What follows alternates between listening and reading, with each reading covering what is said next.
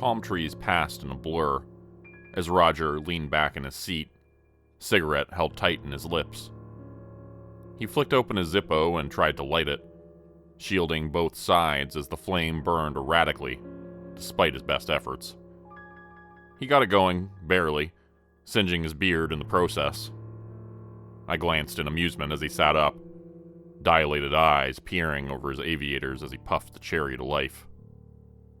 With a chuckle, he tucked the lighter in the pocket of his white suit jacket and readjusted his glasses. I shifted up, feeling the car growl under the pedal as the needle climbed. Yo, I gotta say, Warren, this shit is good, he said, taking a big drag and exhaling it to the wind. Yeah, it is, I said as I gripped the steering wheel, admiring the glow of the setting sun ahead. No, man, I'm serious. I mean, look at this, he said, running his hands over the suit jacket and floral button-up combo. The collar popped. This could be a new look for us. This is some next-level shit. I can get used to this. He clapped a hand on my shoulder excitedly, before reaching into his jacket. He pulled out a cassette tape, his eyebrows raising behind the glasses, cigarette held in a crooked grin. He popped the tape in and cranked up the volume before sinking back into his seat. A nostalgic 80s banger started playing, an electric tune to match the racing speed of the Corvette. He was right. The glow hitting the sunglasses, the blazers and button-up shirts, the roaring 85 convertible, on a stretch of road into the horizon. It felt better than anything else we had done before. It felt right, like we were meant to be here. It felt like vacation. I worked the pedals and shifted up again, letting my hand rest on the stick as I left it in fourth gear.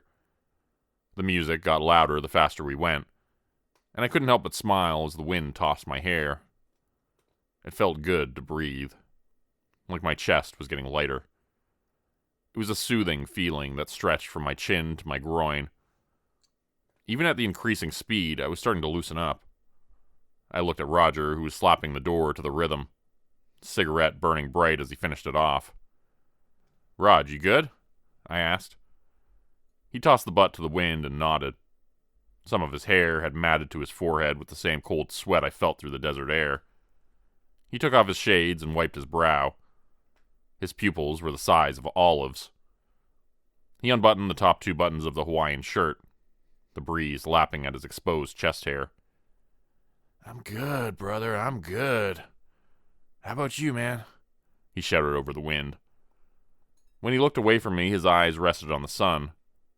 I followed his gaze to the skyline and found myself lowering aviators as well. The setting orange rays that beamed across the desert highway started painting in a new light. The orange fading. No, bleeding into pink. The colors melted to the brighter side, casting a vibrant filter over every passing cactus and rock. The sun burned like a blazing neon star, the surrounding clouds echoing its incandescence across the sky. Down the ever-expanding stretch of road, the lines started to run together. Raj put his sunglasses back on, the lenses now a bright bronze. Through the ecstasy of controlling my own breathing, I mouthed the only words I could muster. Holy shit.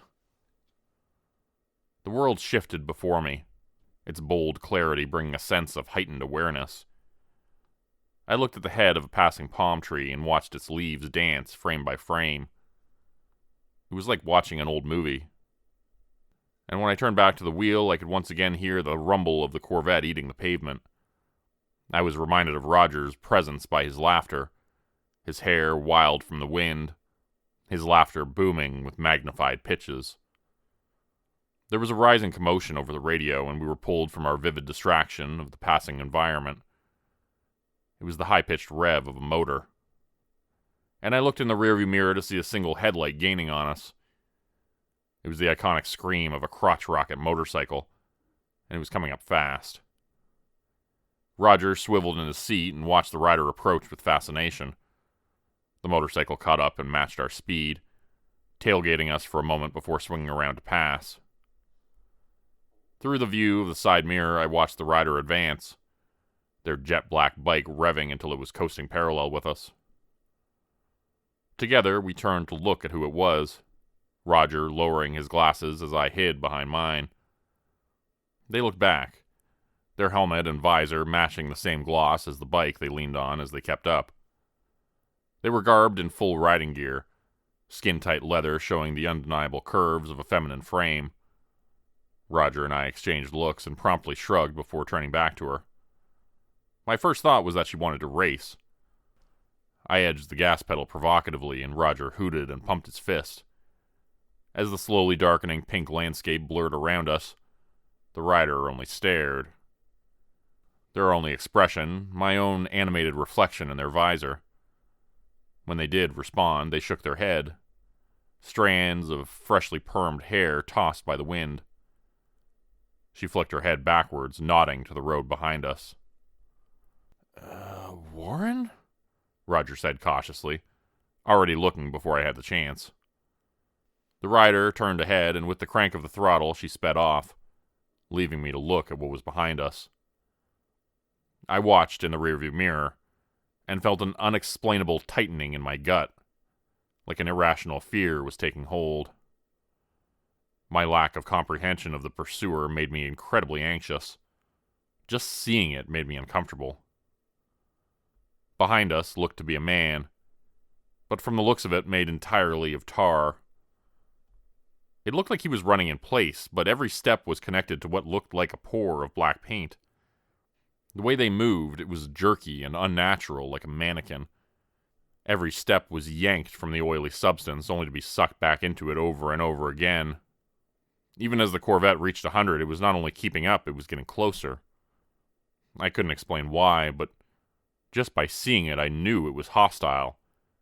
It wanted to hurt us. We could feel it. "Don't let it get close," I said, and Roger nodded. Behind us, the figure was getting closer, only 2 car lengths away. I looked in the mirror and saw it staring at me, bloodshot eyes locked onto me in the mirror's reflection. There was something else to it as well. Even though its mouth wasn't moving, we could hear it, like it was speaking to us. It was more like a silent scream, a muted whisper in our head that it beamed to us with tired, unmoving eyes. 1 car length away, it was looking at Roger now, its silent hostility growing as he reached behind a seat and pulled the sawed-off Mossberg pump. Holding the pistol grip to his hip, he repositioned in his seat and worked the slide, checking the breech to make sure it was loaded. Once it saw this, the pursuer got much louder, its silent screams clear enough to understand now. It was just repeating the same phrase maliciously, and all in the glow and distortion of this neon world. My hair stood on end. "Just a taste, just a taste, just a taste." It looked at Roger, and without warning it dove at him, inky black strands keeping it tethered to the black slime pool it stood in. Roger pulled the trigger. A ball of fire shot from the shotgun's muzzle, the blast of 00 buck tearing through its shoulder and neck. In an awkward tumble, it fell to the blur of pavement, limbs breaking and shaving into road as the tendrils pulled it back to the mass. Roger ejected the spent shell to the wind and steadied himself against his seat, watching in disbelief as more ejected from the black streak. Some men, some women. They materialized already running, almost thrashing out of the streak competitively. They shoved and pushed off each other, all the while keeping their gaze on me and Roger, the same menacing chant echoing from their tired, dead eyes. "Just a taste, just a taste, just give us a taste." "Now get us out of here, Warren!" shouted Roger, the gun bucking in his hand as he fired at the closest one. The pellets tore through the crazed face of a female pursuer. She faltered, only to be elbowed out of the way so another could replace her.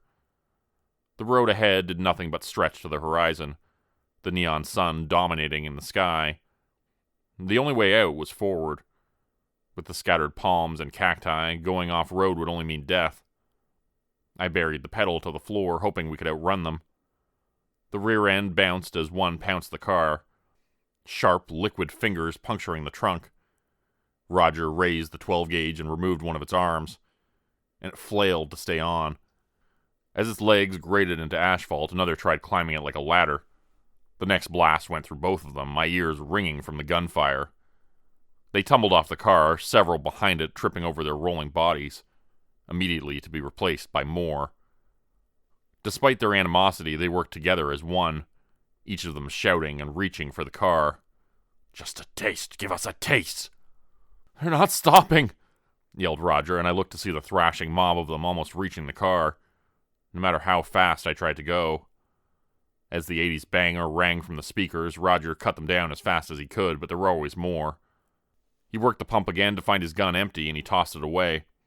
He reached inside his suit jacket and pulled a pistol, and tried to aim against the beating wind. He looked down the sights to see one leaping for him, its head reared back, inky strands separating as its mouth opened. He pulled the trigger and it spit in his face, a stimmy burst of goo covering his aviators and forehead. He started screaming immediately, and I watched as his sunglasses started melting on his face. "My eyes! My fucking eyes!" His gun clattered to the floor as he turned in his seat, fingers curled as he clawed at the mess that seemed to be spreading. The rear end bucked again, this time a thumping slapping the wheel well. It sounded like a flat tire. It happened again, then on the other side. Trying to keep the car straight, I looked at them again and felt my stomach sinking away. They were throwing themselves into the wheels. "Just a taste!"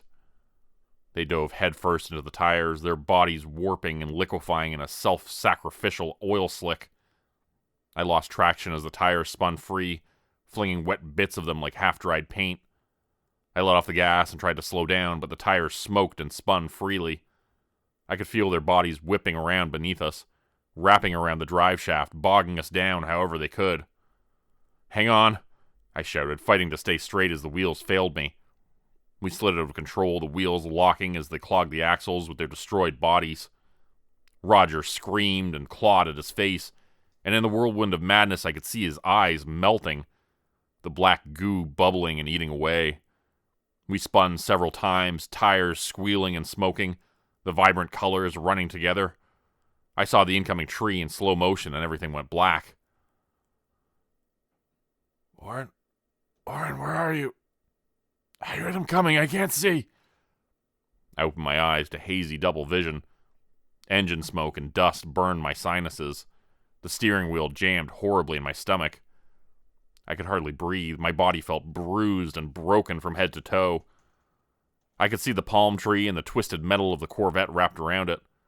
My vision recalibrated quickly, and I tried to move, but I was stuck. I could hear squirming, sizzling, groaning. Raj, where are you at?" I called, coughing against the smoke in my lungs. I moved one of my arms and felt the sting of cutting glass. "I'm over here, pal. Help me. I hear them coming." I could see him now, the details coming in with the same slow frames. He was on the ground in front of us, his suit torn and a bloody mess. He had gone through the windshield. I saw them there, inching closer. I tried to feel for the gun, but I could hardly move. The only thing my hands I could find was glass and pain. Ahead, Roger looked blindly, a corroded cavity serving as his eyes. "I can't see you, Warren. I hear them coming. They're gonna get me. They're gonna... The shadowy figures descended on him, and I could only watch helplessly. They ripped at his legs, tearing at his skin and cutting him deep. They tore open his stomach, his screams getting louder and glitching as they pulled his entrails from his body. The horrible sound seared my mind. I felt the sadness work up bile from my gut. They cut and slashed, dark red splatters staining the sand.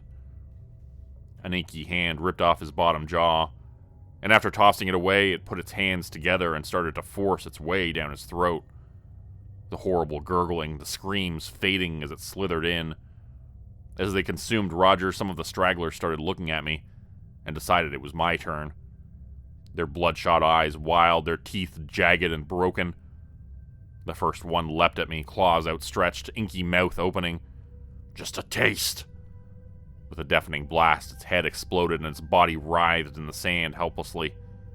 With the sound of breaking glass and the whoosh of flame, the group feasting on Roger were engulfed by fire, orange neon tongues lapping around them. I looked to see the bike rider, arm extended post-throw, in her other hand the largest handgun I'd ever seen. The remaining monsters bolted to her, and with a practiced, aggressive stance, she brought her hands together and raised her weapon. The Desert Eagle barked like a cannon, every shot well-placed and decimating. She leaned into it as she shot, putting down each one of them without hesitation. As the last one screamed inches away, she stuffed the bulky barrel in its mouth, the blast splashing the black goo all over the helmet's visor. They were gone. She moved toward me, ejecting a wide magazine that thudded in the sand.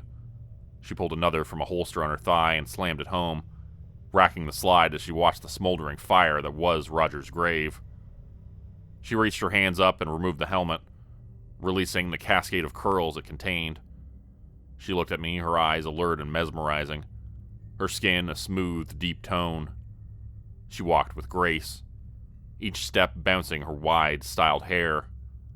She holstered the gun and offered a hand to help me. With my arm weak and shaking, I reached for it. I blink to see a dirty, molding ceiling, and I am hit by the clear, gut-wrenching stillness of my sobriety. My eyelids are heavy and drag across my retina like gravel. I cough dryly, my breath a fog in the chilly room. The coughing leads to hacking, and as I shiver and convulse on the dirty couch, I am painfully reminded of where I am. I look around the dim, derelict house. Its cobwebbed walls feel like they're closing in on me.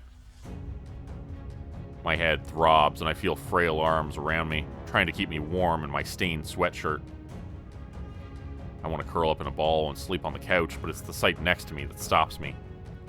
Roger sits next to me in a recliner, his mouth held still and open. Raj, are you awake? I say between coughs, my raspy voice a whisper in the damp room. His mouth agape, I see the black liquid, thick and caked in his scraggly beard and unkempt mustache. The stain is splashed all over his neck and chest and has long since dried, like it happened hours ago. His eyes are closed and his face is pale, almost white. I nudge him, even though I know in the back of my mind he's already dead. I want to cry, but my eyes are too dry. I look at him perfectly still, frozen in the chair. His hands were stuffed in the front pocket of his hoodie, the same thing he always did when he used. His hair is tangled and greasy.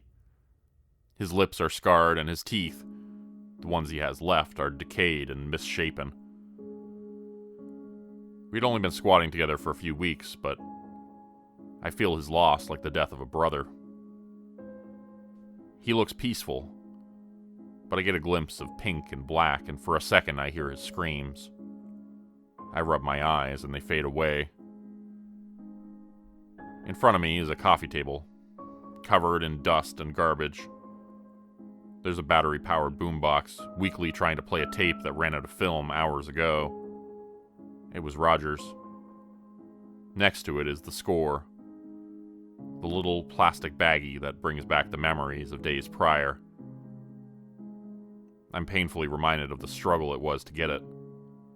2 days of panhandling, a shady backdoor deal behind a bar called the Sixth Shot, with a new subordinate we'd never heard of before. We squatted in the first hole in the wall we could find, a safe place to use away from the eyes of the cops. We bought 4. I took 1, Roger took 2. I see the little black pill, hiding in the plastic like the devil himself. I grab the little baggie and feel the pill between my fingers. As I touch it, I hear the music. I see the palm trees, the bright neon sun. I tuck it in my pocket. I shut off Roger's boombox and eject the tape. I pocket that too. It will be the only thing to remember him by, once my mind has rotted away. I set his boombox in his lap, and with a solemn pat on the shoulder, I left him there, just as we had done time and again for the ones we'd met along the way. I have no phone, and even if I did, I've burned every bridge long ago of the ones I would call, and even if I did tell someone, they wouldn't care. With a shiver, I duck out of the abandoned house and return to the dark, messy streets of the city. There's an anxiety welling in my gut. And as the cars pass, I feel into my pocket for the little plastic bag. The feeling is sickening. The same it feels every time. Through the screams that echo in my head, I find some peace in the little black pill as I roll it between my fingers. Deep down, I already know I have to go back. Just to have one more taste.